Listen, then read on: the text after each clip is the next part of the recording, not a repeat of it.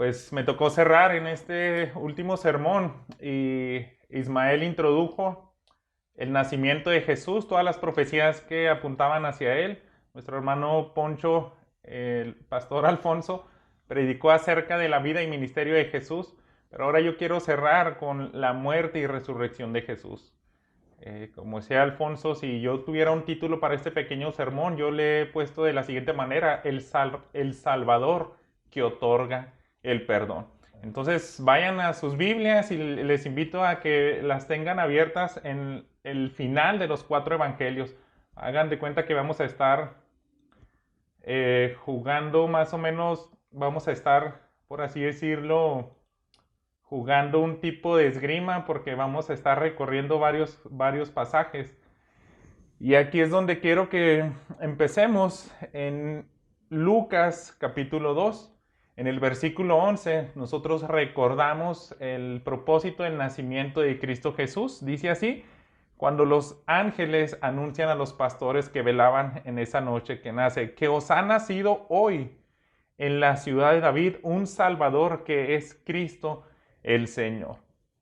A veces, hermanos, esta palabra, que os ha nacido un Salvador, que es Cristo el Señor. Ese Salvador, nosotros entre más entendamos el propósito por el cual Él vino, esa palabra Salvador va a cobrar mayor sentido.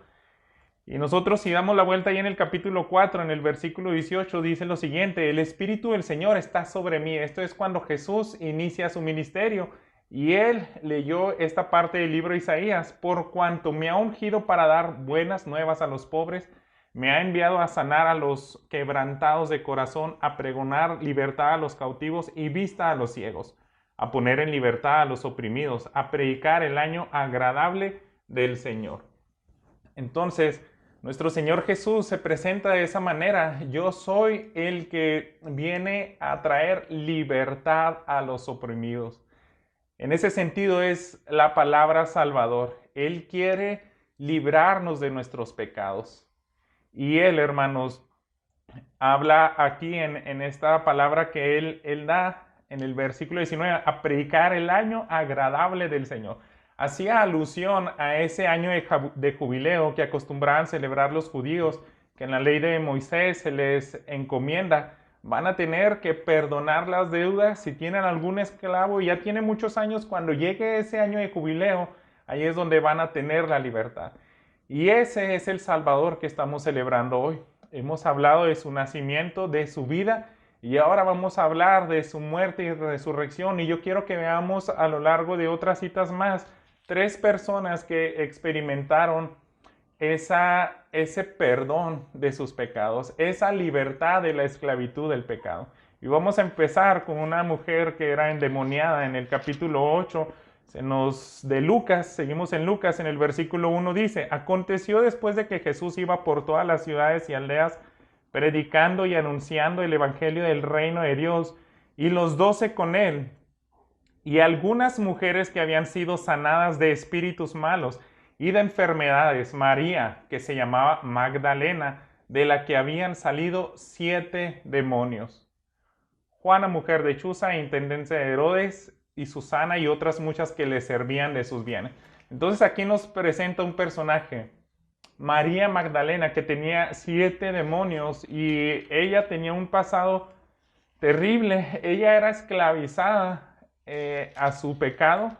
Para que nos demos una idea de qué tan grave era la vida de ella, avancemos al capítulo 11 de Lucas y fíjense cómo dice el versículo 24 al 26, algo que enseñó nuestro Señor Jesús respecto a lo siguiente: cuando el espíritu inmundo sale del hombre, anda por lugares secos buscando reposo, y no hallándolo dice: volveré a mi casa de donde salí. Y cuando llega, la halla barrida y adornada. Entonces va y toma otros 7 espíritus peores que él, y entrados moran ahí. Y el postrer estado de aquel hombre viene a ser peor que el primero. Y así fue con la vida de esta María.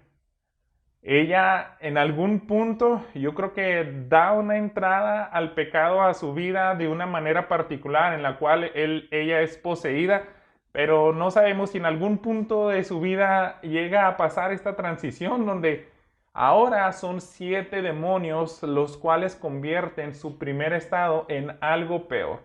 Ella ya no tenía voluntad. Cuando nosotros estamos estudiando acerca de los endemoniados, por ejemplo el endemoniado gadareno, ya ellos no viven de acuerdo a su voluntad, son controlados por el pecado, y así es el hombre, hermano.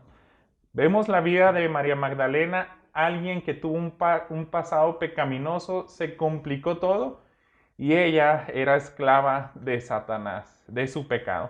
Ahora quiero que veamos la vida de un pescador que era pecador. Lo conocemos, volviendo atrás en el capítulo 5 de Lucas, él mismo se escribe así en el versículo 8. Viendo esto, Simón Pedro cayó de rodillas ante Jesús diciendo: apártate de mí, Señor, porque soy hombre pecador. Es cuando es abrumado por la pesca milagrosa y se da cuenta que está enfrente del Rey de Reyes y Señor de Señores, porque ve que tiene dominio sobre la naturaleza. Entonces le dice: apártate de mí, porque soy hombre pecador. Pero no solamente esto, nosotros cuando vamos al final de la vida de nuestro Señor Jesucristo, en el capítulo 26 de Mateo, vemos un incidente con Pedro, de lo cual, aunque desde ese entonces decidió dejar las redes y se hace discípulo de Jesús y avanza durante esos 3 años de ministerio, él seguía teniendo fallas, pero esta fue la peor falla que viene identificado aquí en el versículo 31. Conocemos esta historia. Entonces Jesús le dijo: todos ustedes se escandalizarán de mí esta noche, porque escrito está: heriré al pastor y las ovejas del rebaño serán dispersadas. Pero después que haya resucitado, iré delante de vosotros a Galilea. Respondiendo, Pedro le dijo: aunque todos se escandalicen de ti, yo nunca me escandalizaré. Jesús le dijo: de cierto te digo que esta noche, antes que el gallo cante, me negarás 3 veces. Pedro le dijo: aunque me sea necesario morir contigo, no te negaré. Y todos los discípulos dijeron lo mismo. Y aquí vemos esa declaración de Pedro. Él prometió no negar a Jesús. Él prometió que iba a ir hasta la muerte. Y nosotros vemos que no lo cumplió. Ahí mismo en Mateo capítulo 26 se nos narra a partir del versículo 69 cómo falla Pedro. Mas él negó delante de todos diciendo: no sé lo que dices. Pedro falló aquí, hermanos. Él era un pecador, era esclavo de su pecado. Aunque tenía un sincero deseo de amar y de serle fiel a Jesús, no lo pudo hacer. Y esa es su primera falla. Dice el versículo 71, saliendo él a la puerta, le vio otra y dijo a los que estaban ahí: también este estaba con Jesús el Nazareno. Pero él negó otra vez con juramento: no conozco al hombre. Se fijan, se empieza a agravar. Este pecado le está llevando cada vez más y más. Primero lo niega delante de todos, ahora jura. Estas son las horas donde ya Jesús está teniendo su primer interrogatorio, su primer juicio, que nos está haciendo ver lo que pasaba también mientras lo enjuiciaban a él, lo que sucedía con Pedro. Y dice en el versículo 73, un poco después, acercándose los que por ahí estaban, dijeron a Pedro: verdaderamente también tú eres de ellos, porque aún tu manera de hablar te descubre. Ahora, yo creo que en la mente de aquellas personas que lo habían escuchado negar, decían: es bien tonto que nos quieras engañar. Tú eres un Galileo, tú no puedes negar, verdaderamente tú estabas con Jesús. Y fíjense cómo dice el versículo 74, entonces él comenzó a maldecir y a jurar: no conozco al hombre, y enseguida cantó el gallo. Aquí ocurrió algo terrible, hermanos, que quiero que continuemos con la narración en Lucas capítulo 22. En ese momento que niega a Jesús, dice el versículo 61, entonces vuelto el Señor miró a Pedro, y Pedro se acordó de la palabra del Señor que le había dicho: antes que el gallo cante, me negarás 3 veces. Y Pedro salió fuera, lloró amargamente. Lloró por causa de su pecado, porque le falló a Jesús. Y yo creo que Jesús, cuando dice aquí en Lucas 61 que él, el Señor, le miró, yo creo que la mirada de Jesús fue en ese sentido de: yo te voy a sostener, tu fe depende de mí. Yo intercedí al Padre para que, a pesar de que el enemigo te iba a zarandear, tú permanezcas. Pero yo creo que Pedro sentía otra cosa. Esa mirada, a lo mejor él la sintió como la mayor decepción. Fue una mirada que le causó tanta tristeza y sale y llora amargamente. Esta es la vida ahora de un pescador que es pecador. Y quiero mostrar ahora que vayamos a la vida de un ladrón condenado. Estamos aquí, ya se han llevado todos los juicios delante de Jesús y se le sentencia a la muerte. Esto empeora todo para Pedro, porque Pedro le falla y ahora que lo sentencian a muerte, dice: ya no voy a poder pedirle perdón. Y mientras está avanzando todas estas horas donde está la muerte de Jesús, se nos presenta un personaje más que quiero que veamos: un ladrón condenado. Aquí en el versículo 23, versículo 33 dice lo siguiente: y cuando llegaron al lugar llamado de la calavera, le crucificaron ahí a los malhechores, uno a la derecha y otro a la izquierda. Entonces vemos esta parte, las cuales está Jesús con dos pecadores a su lado. Para continuar con esta parte de ladrón, de los ladrones que están al lado de Jesús, quiero que vayamos a Marcos capítulo 15. En el versículo 25 nos afirma que está hablando de lo mismo. Era la hora tercera cuando le crucificaron. Entonces, esto era cerca de las 9 de la mañana en nuestro horario, hermanos.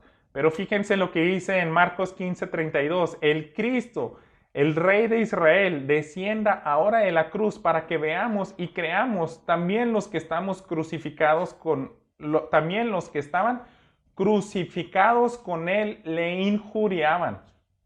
Cuando vino la hora sexta, hubo tinieblas sobre toda la tierra hasta la hora novena. Entonces, en ese lapso de las 3 horas, todo el mundo le está injuriando, incluyendo estos dos ladrones, hermanos. Los dos ladrones estaban burlando de Jesús. No que eres el Rey de Reyes, el Señor de Señores, ¿por qué no usas tu poder para bajarte de la cruz? Y aquí, hermanos, regresando a Lucas capítulo 23, me gusta la oración que eleva nuestro Señor Jesús, el cual cambia todo la vida de este pecador y de toda la humanidad. Jesús es el Salvador, Jesús es el que perdona el pecado. Y fíjense cómo intercede Él aquí en el versículo 34, en el versículo 38.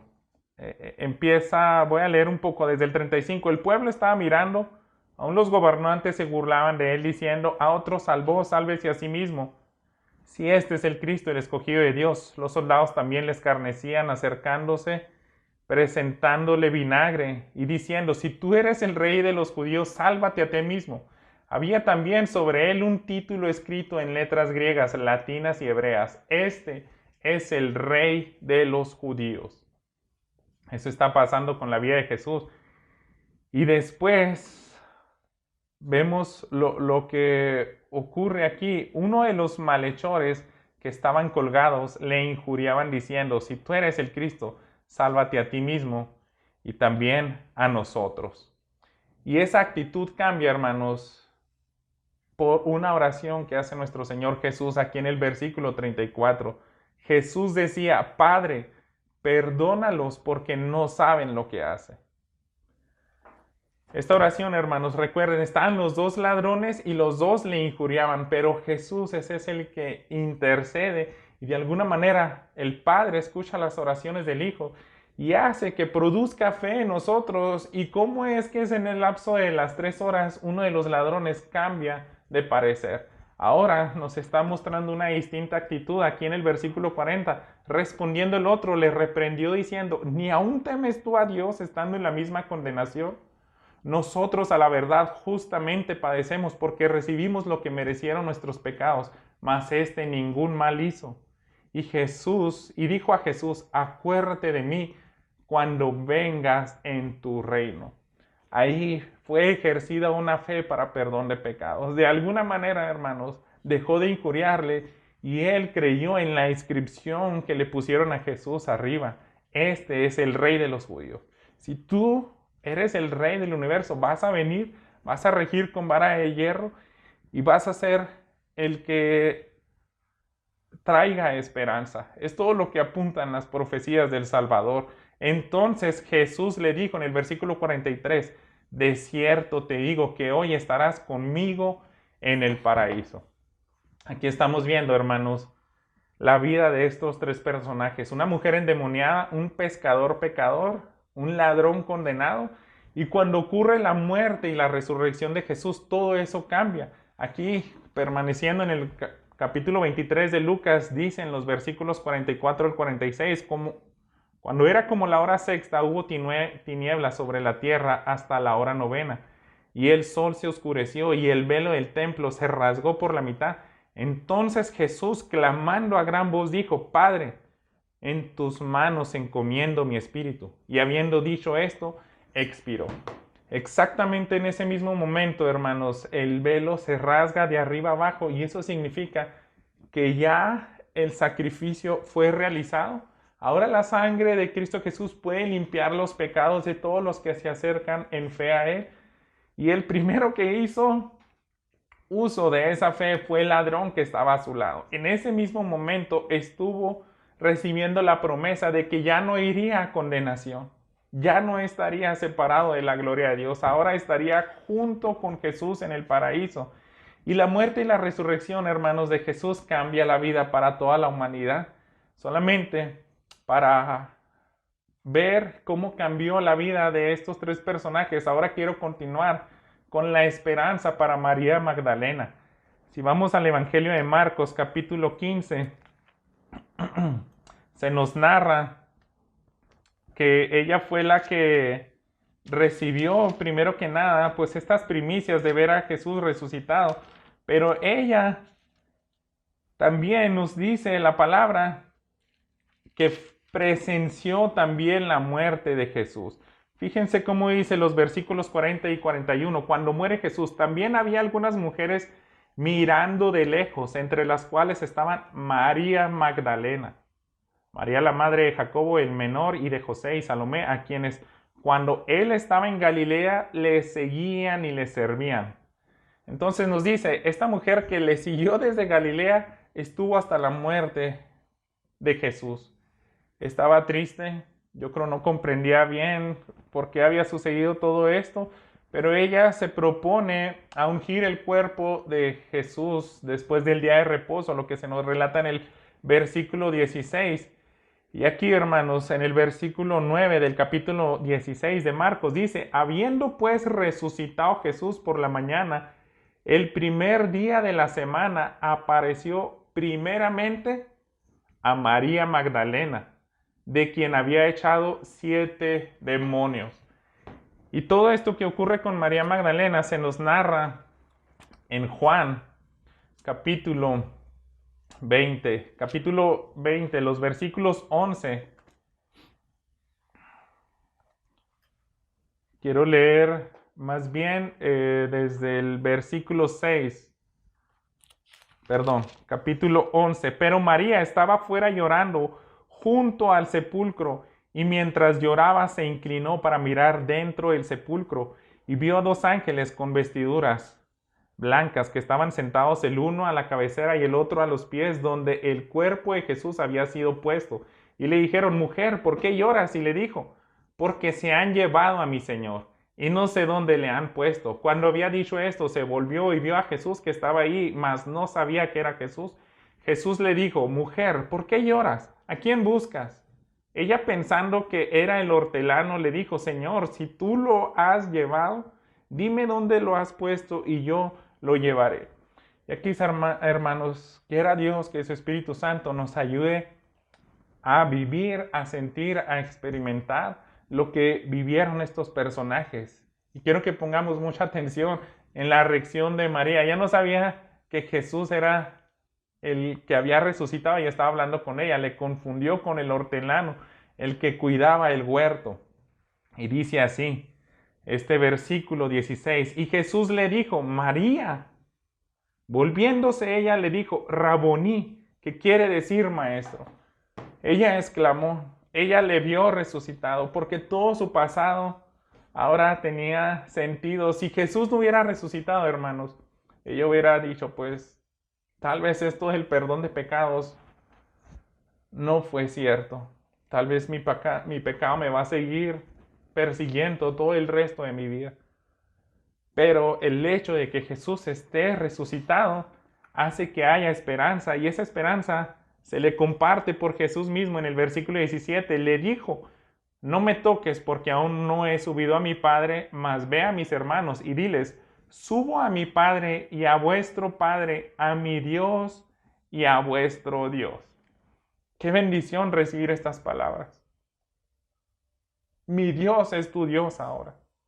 Mi Padre es tu Padre.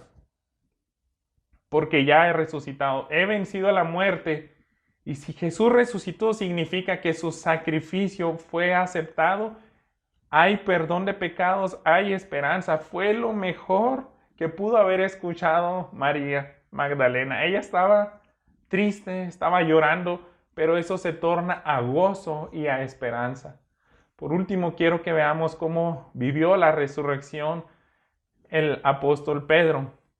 Si nosotros vamos y regresamos a Lucas capítulo 22, recordando un poco cómo describe aquí el evangelista Lucas, de acuerdo a la promesa que le había hecho él de que no le iban a negar, leamos el versículo 31 y 32. Dijo también el Señor, Simón, Simón, he aquí Satanás os ha pedido para zarandearte como a trigo, pero yo he rogado por ti que tu fe no falte, y tú una vez vuelto confirma a tus hermanos. Esto significa, me vas a negar, vas a pecar, pero una vez vuelto, una vez que te arrepientas y que recibas el perdón de tu pecado, ahora hasta entonces tú vas a fortalecer la fe de tus hermanos, porque los demás discípulos también juraron, nosotros también vamos a ir hasta la muerte por ti, y le fallaron.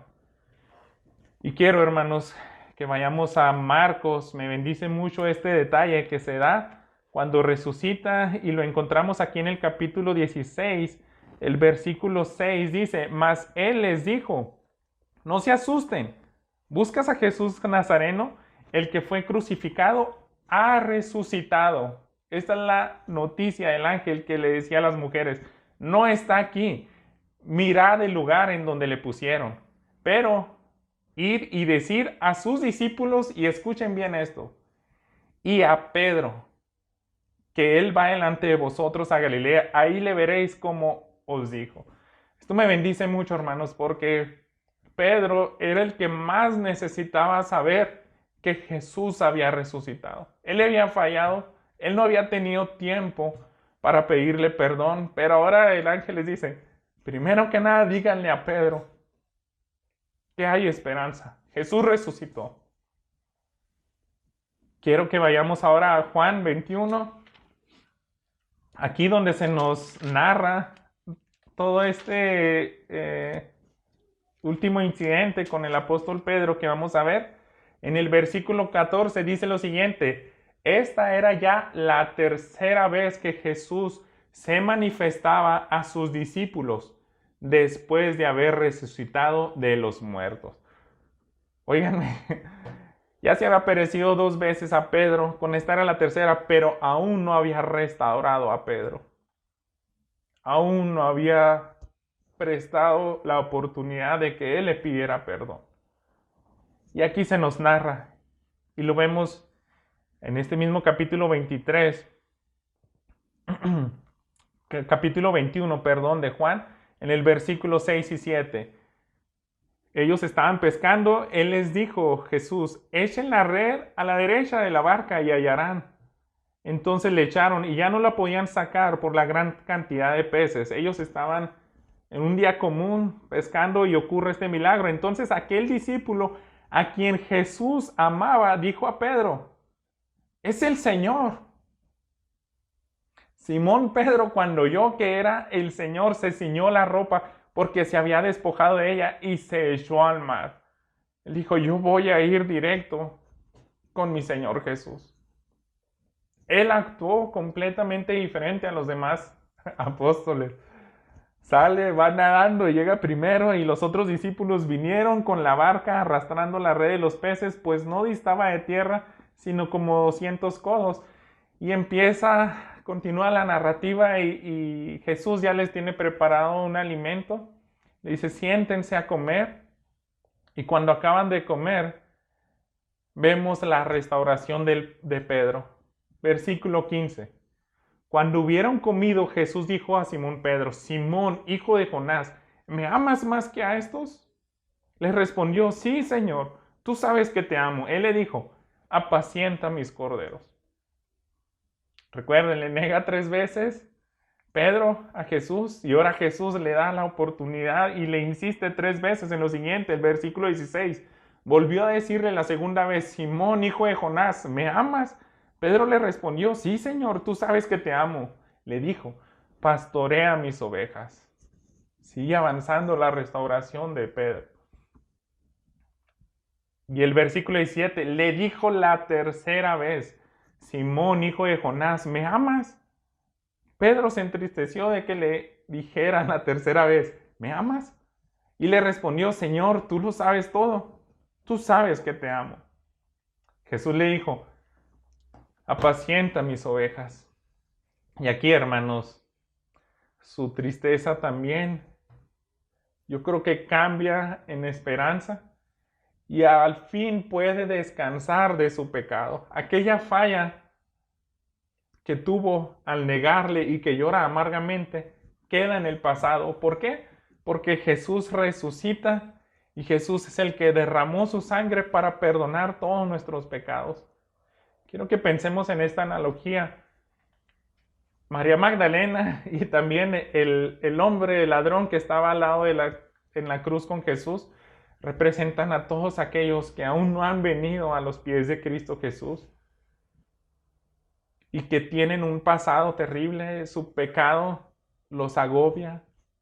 A ti te puede estar consumiendo horas de sueño que no puedes ni siquiera perdonarte tú mismo por acontecimientos del pasado que pecaron contra ti, o tú pecaste contra alguien más. Pero Jesús dijo: yo vine a libertarlos del pecado. Ese es nuestro Salvador, el que nos libra del pecado.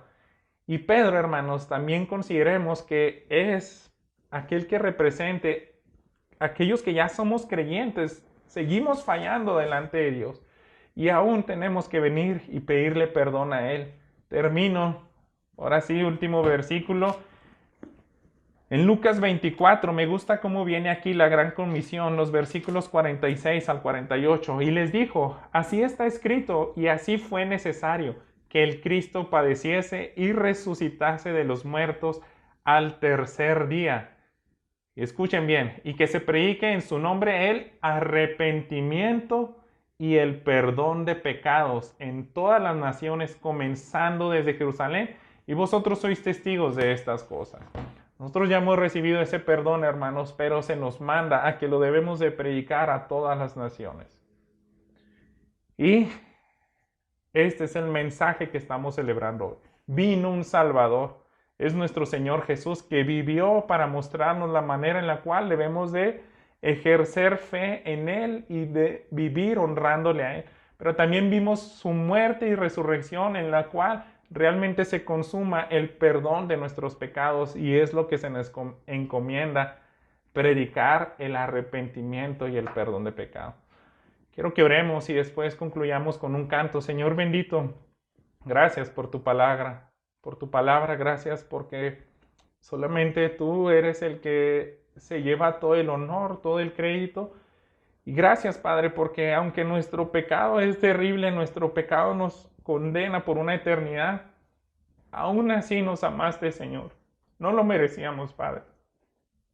Tu amor es tan profundo, no tiene límites, Señor. Diste tu vida para morir por nosotros. Alabamos y bendecimos tu nombre. Amén.